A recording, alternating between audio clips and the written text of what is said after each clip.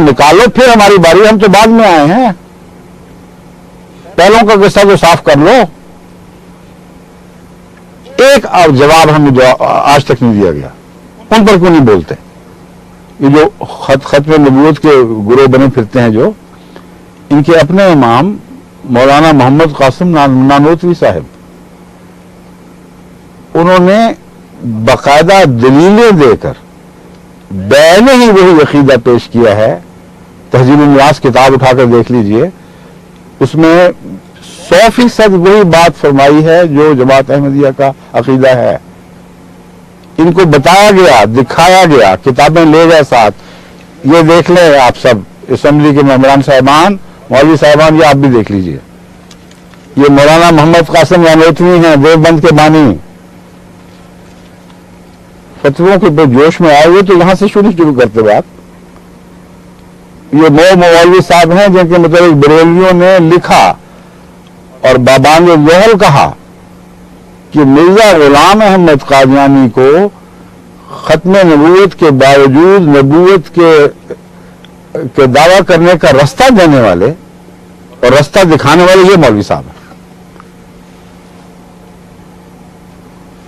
اس عدالت میں بات کریں گے جو عدالت سب کچھ جانتی ہے، سب کچھ سمجھتی ہے. ایک ایک لفظ جو نہیں بھی جانتی تھی ہم ان کو دکھا چکے ہیں. کیوں نہیں شائع کرتے ہوئے اسمبلی کی گواہی؟ پتہ ہے کہ شائع ہوگی تو سب سچ کوٹ سب پہ ظاہر ہو جائے گا، دنیا کو پتہ لگ جائے گا کہ دلیلیں کیا تھیں. ایک صاحب بعد میں بیچارے وہ کچھ گھبرا گئے تھے، مگر میرے سامنے انہوں نے گواہی دی اور اللہ گواہ ہے کہ بالکل یہی گواہی تھی ان کی. میرے سامنے ایک میرے ایسے دوست کے سامنے جو ان کے دوست تھے اور قطعی گواہی دی تھی. وہ کہتے تھے کہ ایک اس دوست نے مجھے بتایا کہ صرف میرے سامنے نہیں بلکہ جس ضلع میں وہ وکالت کرتے تھے اس میں وکلاء کی موجودگی میں انہوں نے اعلان یہ بات کہی. کسی نے ان سے پوچھا کہ جناب اگر آپ لوگوں کا فیصلہ ایسا ہی قوی تھا اور جماعت احمدیہ حقیقتاً دلائل کی بنیاد پر واضح اور قطعی طور پر غیر مسلم کرانے کی مستحق تھی تو اس کارروائی کو شائع کیوں نہیں کرتے؟ شائع کریں تاکہ قصہ نپٹے بیچ میں سے، ہر آدمی کو پتہ لگ جائے کہ اسمبلی نے کوئی ظلم نہیں کیا. تو انہوں نے جواب دیا شکر کرو شائع نہیں کرتے. اگر شائع کر دیں تو آدھا پاکستان احمدی ہو جائے.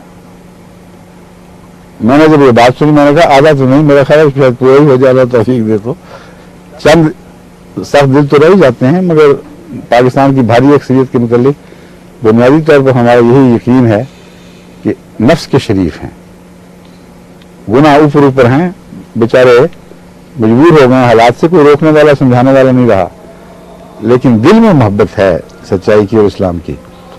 تو میں نے کہا کہ یہ تو پورے ہو جاتے شاید، لیکن یہ تو خیر کہنے کی باتیں، اللہ جس کو توفیق دے وہی ہوتا ہے، ہر بندے کے کہنے سے تو نہیں ہو جاتا. میری یہ گزارش ہے کہ اس کو شائع کر دیں. جو باتیں میں نے بیان کی ہیں وہاں دکھائی دیں گی آپ کو، ہر بات سچی ہے. یہ سب باتیں ہم کہہ چکے ہیں، سب پاپڑ بیل چکے ہیں، اونچی سے اونچی عدالتوں کے سامنے یہ باتیں بیان کر چکے ہیں، لیکن جانتے بوجھتے سنوائی نہیں ہوتی تو ہم کس کے پاس جائیں؟ اس لیے اصولاً جب ہم نے یہ حق ہی نہیں مانا کہ دنیا کی کسی عدالت کو یا دنیا کے کسی سیاسی گروہ کو اپنے ملک کے باشندوں کے خلاف یہ حق حاصل ہے کہ سیاسی اکثریت کے نتیجے میں مذہبی فیصلے کریں، یہ حق ہی ہم نے تسلیم نہیں کیا. تو آخری بات پھر وہی میں دہرا رہا ہوں جو سب سے پہلے کہی تھی، ہمیں اس اصول کو توڑنے کی کوئی ضرورت نہیں ہے. اللہ فیصلہ فرمائے گا اور وہ فیصلہ جب فرمائے گا تو تمہاری کچھ پیش نہیں جائے گی. اس کا فیصلہ دو طرح سے ظاہر ہوتا ہے، یا سزا کی صورت میں، اور پھر وہ ایسے لوگوں کو مٹا دیتا ہے جو باوجود بار بار حق سننے کے بات نہیں مانتے، اور دوسرا رحم کی صورت میں، جیسا کہ حضرت اقدس محمد رسول اللہ صلی اللہ علیہ وسلم کی دعاؤں کے نتیجے میں سارے کا سارا طائف جو آپ کے خلاف ظلم میں سب سے بڑا ہوا تھا مسلمان ہو گیا.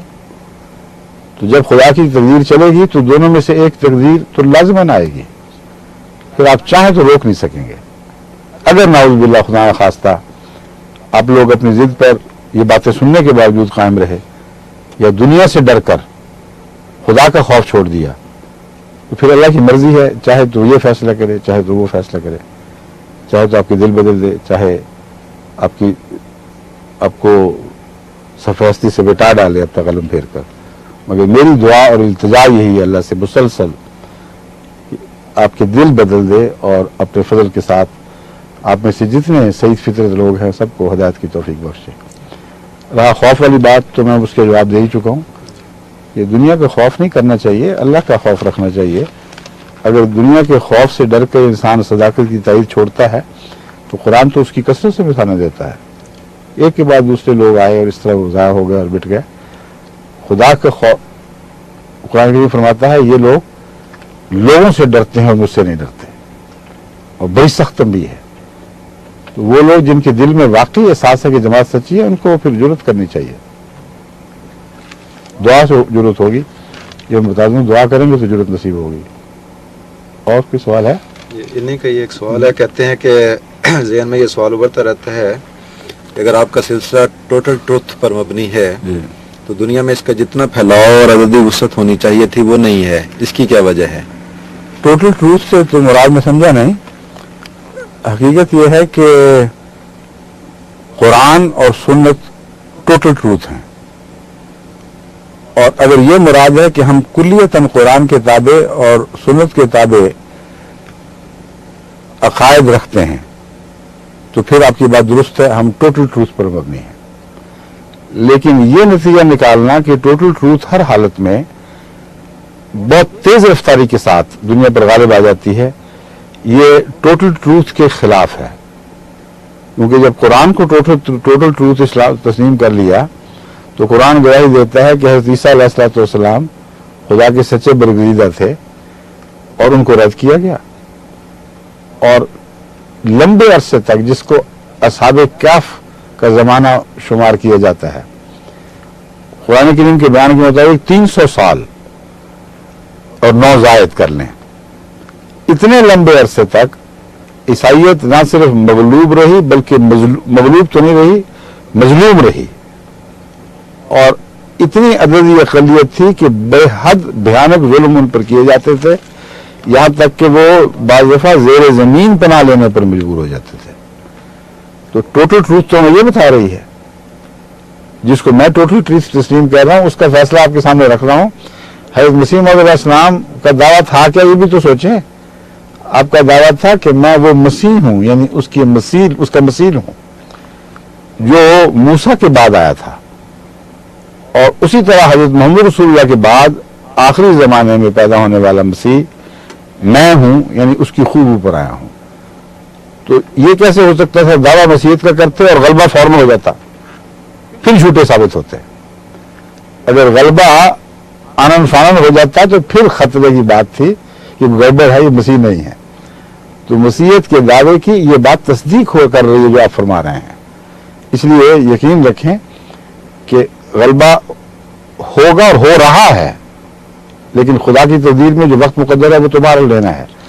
एक बात मैं बता दूं कि रसूल मसीह सल्लल्लाहु अलैहि वसल्लम ने ये भी फरमाया है कि जरूरी नहीं कि 300 साल ही हो। तशबीह का मतलब ये नहीं होता कि 100% कामिल तशबीह हो, नुमाया तौर पर मिलती जुलती बातें होनी चाहिए। फरमाया कि हो सकता है मोहम्मद रसूलुल्लाह की बरकत से हमें उससे जल्दी गलबा नसीब हो जाए। और अब जिन दिनों में हम दाखिल हो रहे हैं, मुझे दिखाई दे रहा है कि इंशाअल्लाह ताला अब गलबे की रफ्तार बहुत तेज होती जा रही है और दिन ब दिन बढ़ती चली जाएगी इंशाअल्लाह ताला। अस्सलाम वालेकुम रहमतुल्लाहि व बरकातहू। खुदा हाफिज़।